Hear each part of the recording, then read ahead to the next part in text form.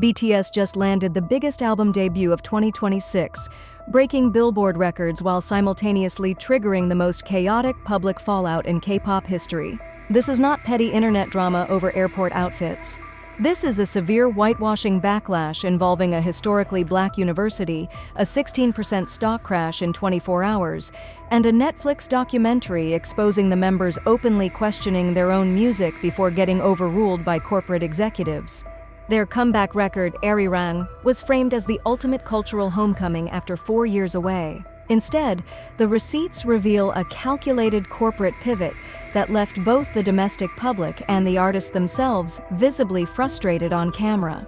The album debuted at #1 with historic sales, yet the core controversy refuses to fade. Grab your iced coffee because we need to unpack how a record-breaking triumph turned into an absolute corporate disaster. To really understand how this rollout hit such a chaotic wall, we have to look at what was promised versus what actually landed. BTS completed their mandatory military service and stepped directly back into an industry that was visibly bleeding out. NewJeans was locked in active legal warfare, HYBE was facing non-stop public scrutiny over executive mismanagement, and the fourth-gen groups that carried the market during the hiatus had already peaked. The industry did not just want BTS back, corporate shareholders desperately needed them to reset the ceiling and restore investor confidence. On paper, the concept was brilliant. It pulled from a real 1896 recording at Howard University, a historic bridge between two marginalized communities that should have been an untouchable legacy. It was supposed to symbolize homecoming, resilience, and genuine artistic identity. Everything was set up for a historic win, until a 60-second cartoon exposed a massive cultural blind spot. Nothing screams corporate desperation quite like weaponizing ancestral pride to sell a sanitized pop product. The animated visual depicted those 7 historical Korean students performing their heritage song before a university crowd, but the audience on screen was almost entirely white. Howard University is one of the most prestigious historically black institutions in America, where over 67% of the student body in 1896 was black. The entire historical weight of that moment was that two marginalized communities found common ground when mainstream American universities refused to accept Asian students. Erasing the black student body from that specific room sparked immediate outrage across social platforms. One viral post on X summed up the collective frustration, noting that the animation systematically erased the exact community that made the historical moment possible in the first place. Howard's official paper didn't sugarcoat it either, publicly calling out the company for rewriting history on the yard. When an Ivy-tier black institution calls you out for erasure, a tiny disclaimer isn't going to save you. Instead of issuing an apology or correcting the animation, HYBE quietly added a vague note claiming the video was a creative reimagining. The internet immediately brought the receipts. Side-by-side screenshots of 1896 archives versus HYBE's sanitized cartoon flooded every feed, turning their triumphant promo into a public relations crime scene. Treating a foundational civil rights sanctuary as generic background wallpaper exposed an alarming level of corporate arrogance, immediately turning international fans against them. Instead of uniting the global fan base, the label effectively alienated the very international communities that helped build their worldwide reach.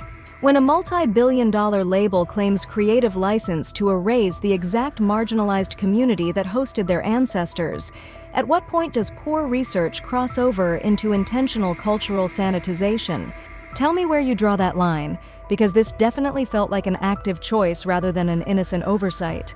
If you think the visual scandal was bad, wait until you hear what was happening behind the soundproof glass. The internal receipts were devastating. Hit subscribe if you're tired of corporate spin, because what happened in that studio is wild.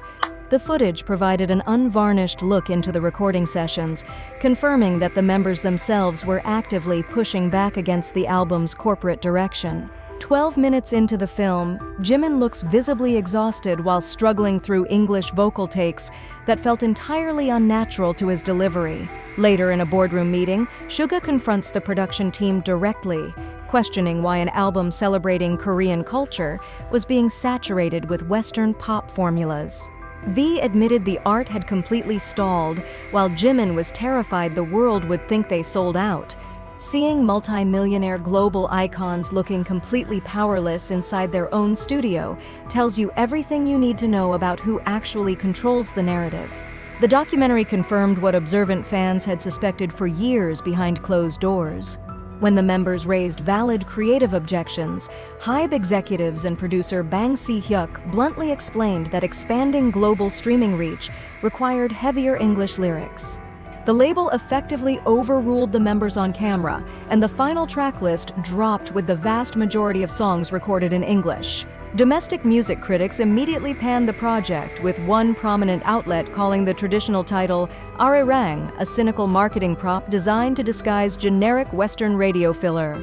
Korean media outlets and Dispatch independently verified the internal disputes, prompting the global trending hashtag BTS deserves better. Think about that level of corporate gaslighting. Airing your own artists looking miserable just to sell raw authenticity to the West, while completely ignoring what they were actually begging for.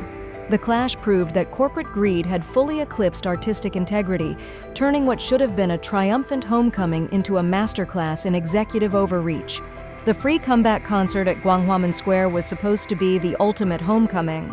Seoul municipal authorities prepared for a massive crowd of 260,000 people, deploying over 8,000 security personnel and shutting down downtown subway lines. HYBE publicly claimed over 100,000 attendees, but official police counts and independent crowd monitoring placed the actual attendance between 42,000 and 48,000. The domestic enthusiasm had noticeably evaporated, exposing a humiliating disparity between corporate spin and reality. Corporate media rushed to blame subway detours and streaming broadcasts on Netflix, but investors didn't buy the excuses. HYBE stock crashed nearly 16% in a single day because the domestic hype was officially dead. The domestic market simply refused to show up for a corporatized, English-heavy release that stripped away the authentic cultural identity that once made the group iconic. It turns out that when you treat your home audience like an afterthought, they will happily leave your photo op looking completely deserted. So how did a comeback-facing domestic boycott and corporate civil war still break every American sales record? Arirang still debuted at number 1 on the Billboard 200 with 643,000 first-week units. The organized purchasing power of the global fan base ensured historic sales, allowing the album to outsell every major Western release of the year. But massive commercial numbers cannot erase the artistic hypocrisy exposed on camera.